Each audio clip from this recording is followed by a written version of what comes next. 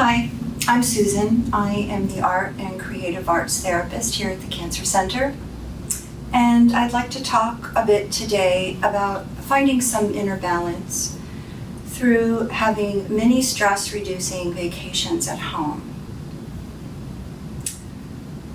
Many events that happen are external and largely out of our control. But we can still find that we have a great deal of influence over how we respond to events internally.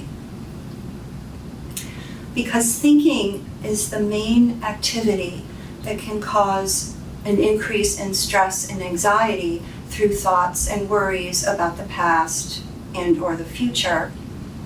We can find ways to ground ourselves in our other senses so that we can find and maintain some inner balance. We can find ways to involve ourselves in other activities, to have regular mini stress-reducing vacations. As a creative arts therapist, my goal is always to focus on a person's individual interests. So, for instance, do you have a past hobby or interest that you might like to get back to? Or is there something new and different that you might like to explore? Well, some people have taken up painting. Any kind of creative activity can help focus your attention and create a sense of being in the moment. And this is actually where the mini stress-reducing vacations happen while you're at home. Do you like to read? And would you be interested in joining an online book club? Do you listen to music or play an instrument? Would you want to learn to play an instrument? Do you like to color patterns such as a mandala or any other type of pattern?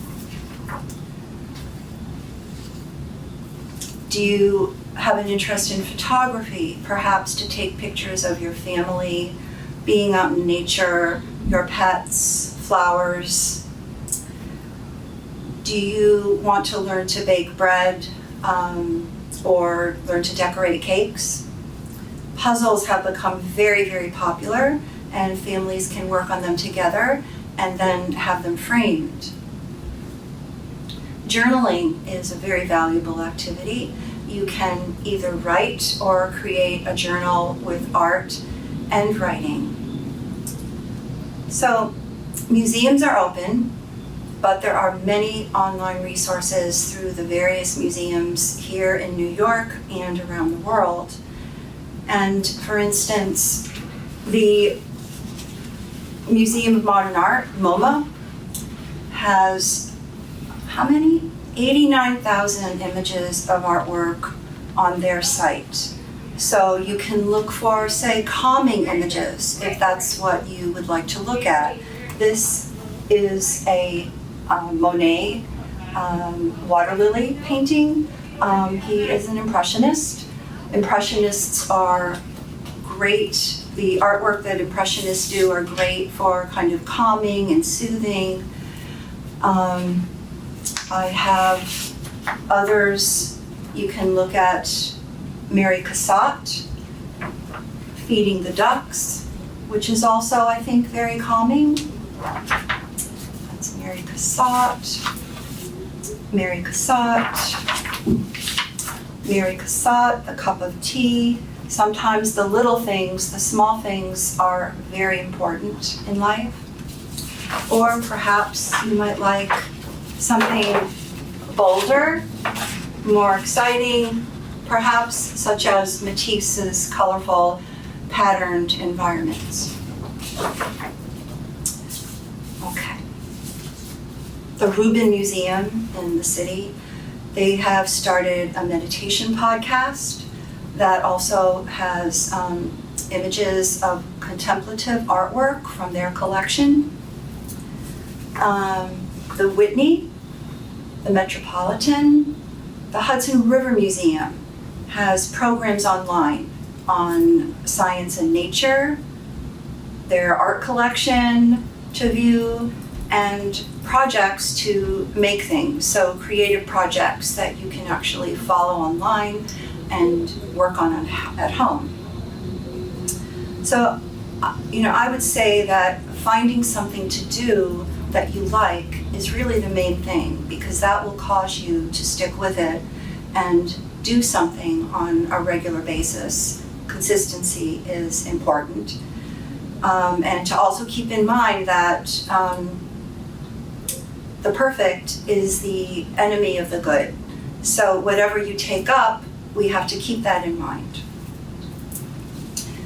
Do you like to garden? Or would you like to garden?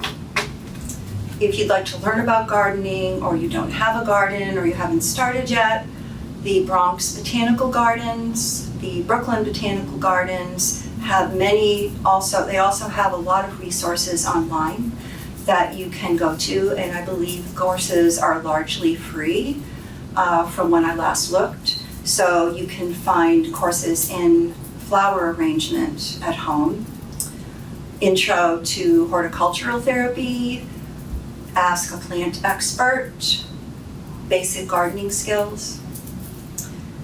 If you don't have a garden, you might want to look into a windowsill herb garden like this. So these are herbs that you can grow inside in the winter and have fresh herbs for cooking during the colder months. This is dill, this is rosemary, and they have a lovely scent, and they like a sunny window and not too much water.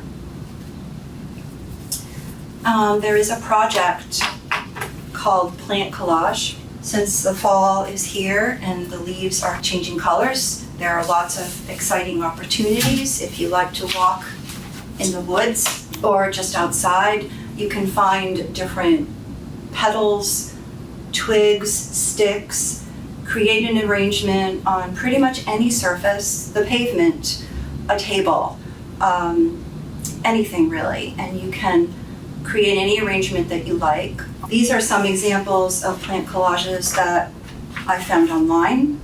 Here is one, relatively simple.